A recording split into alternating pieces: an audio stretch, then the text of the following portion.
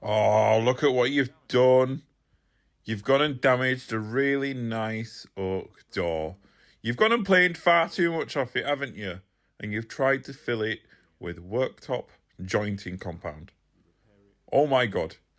How on earth are we going to fix this? Let me show you.